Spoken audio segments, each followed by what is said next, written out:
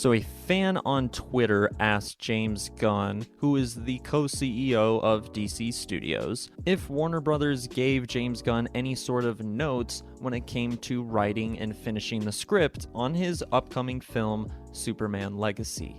And James Gunn just straight up responded, no. Warner Brothers would never give any notes to me on any DC project.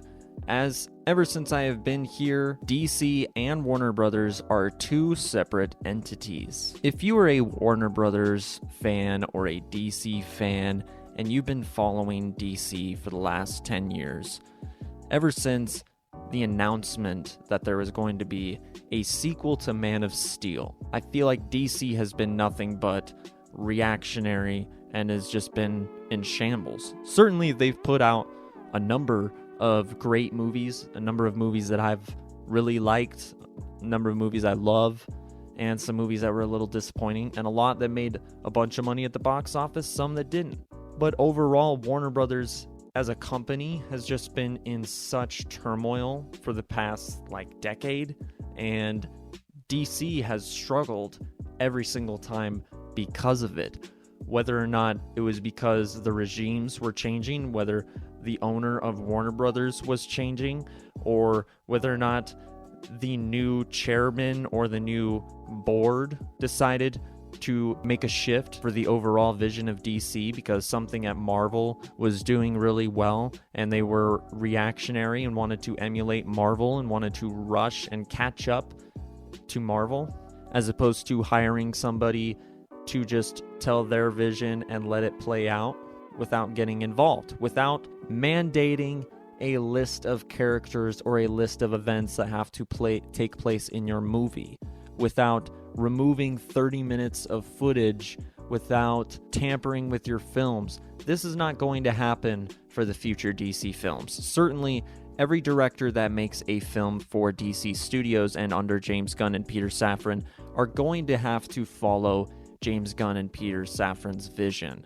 Yes, they are the studio that will step in and interfere.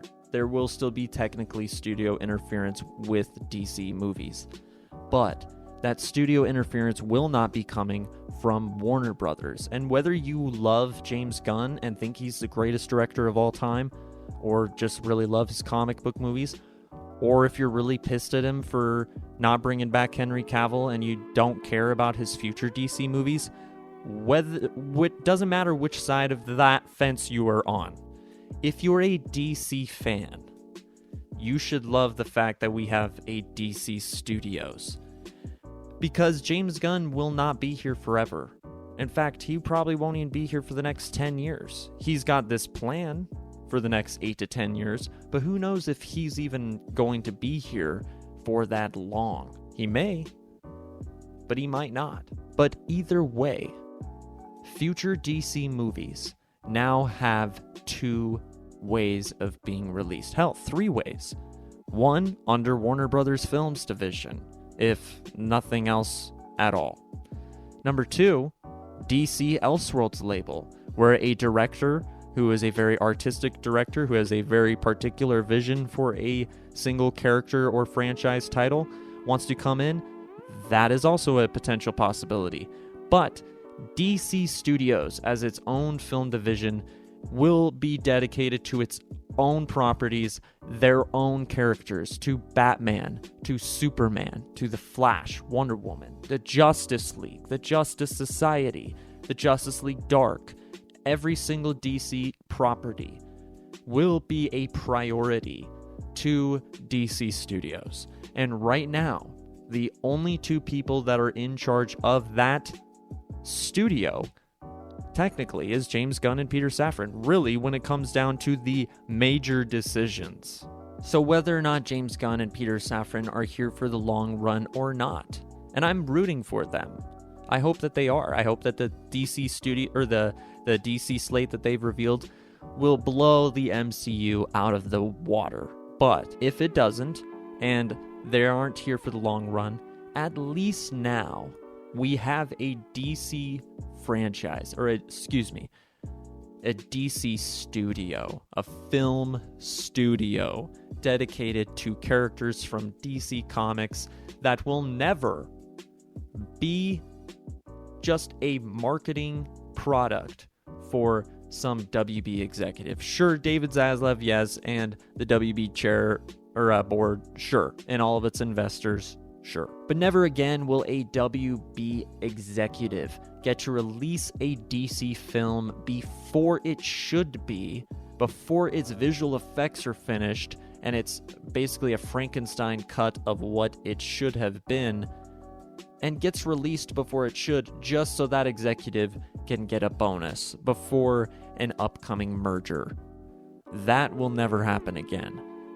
Thank goodness for DC. Now, if this DC slate just absolutely flops and it starts with Creature Commandos or Superman Legacy is super divisive, doesn't make any money, and the rest of this slate will be looking like it's in a lot of trouble. And maybe there's a lot of people that are not interested in this new DC universe. But even if they're not, this won't be the last DC universe. Unless it's incredibly successful, of course. Then, yeah, they'll milk it for the next 20 years, just like they are doing with the MCU. But if it's not, at least we have a place where DC films is not just a priority, but the foundation. Thank you for watching today's video. If you enjoyed, please consider subscribing. If you want more content like this, consider hitting the like button. And if you want to voice your opinions or thoughts, jump down in the comments below. I'd love to hear it. Thanks for watching, and until next time, have a great day.